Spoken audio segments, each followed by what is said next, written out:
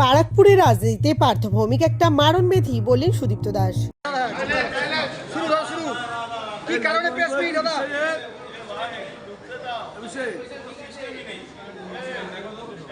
বারাকপুরের রাজনীতিতে পার্থ ভৌমিক একটা মারণব্যাধি।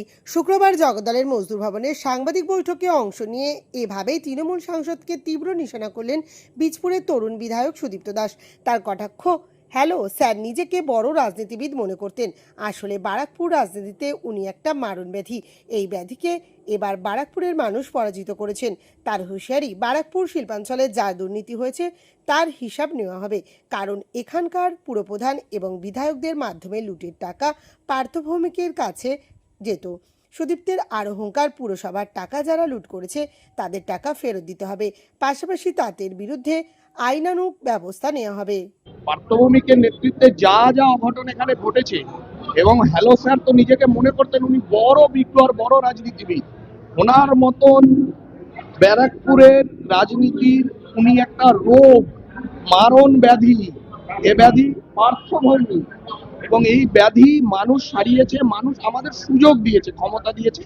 এই ব্যাধি আমরা সারাবো, এবং ব্যারাকপুরে যা দুর্নীতি হয়েছে শিল্পাঞ্চলে, হালিশহর কাঁচরাপাড়া তার বাইরে নয়, সমস্ত ঘটনা দীর্ঘদিন ধরে যা চলছে, পৌরসভায় সমস্ত টাকা এই চেয়ারম্যানদের নেতৃত্বে, বিধায়কের নেতৃত্বে পার্থ ভৌমিকের কাছে যেত।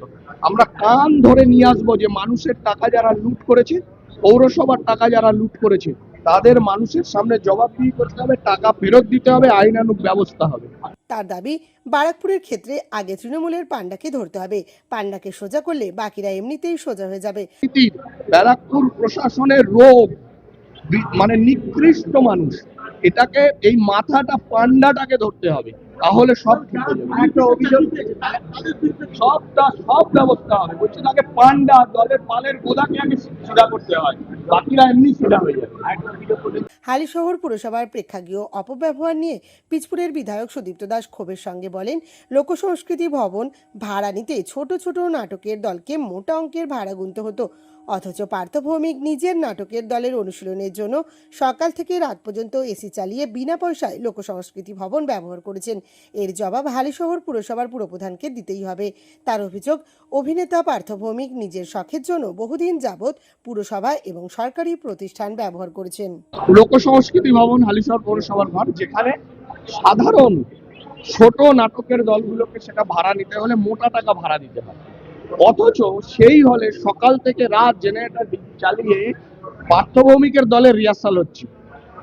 অভিনেতা বাবু ওখানে রিহার্সাল করছেন এসি চালিয়ে, ঠান্ডায় রিহার্সাল করছে ফ্রি অফ কস্ট, যেখানে পৌরসভায় আমরা গিয়ে দেখছি তার ফান্ড নেই, মাইনা দেওয়ার অবস্থা নেই, সমস্ত এফডি গুলো ভেঙে ফেলেছে, মানে এফডি নেই কিছু, মাইনে দেওয়া মুশকিল সাহেবরা বলছেন। অথচ সেই পৌরসভায় পার্থ ভৌমিক ফ্রি অফ কস্টে সকাল থেকে রাত তার সমস্ত কিছু নিয়ে এবং ভোগ বিলাসের জায়গা বানিয়েছিলেন এই লোকসংস্কৃতি ভবনকে।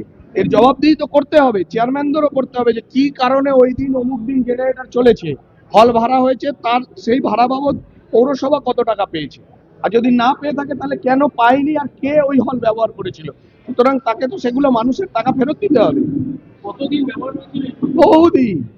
উনি অভিনেতা, উনি শখ, ওনার শখের জন্য পৌরসভা ব্যবহার করেছে, ওনার শখের জন্য সরকারি প্রতিষ্ঠান ব্যবহার করেছে। পার্থ ভৌমিক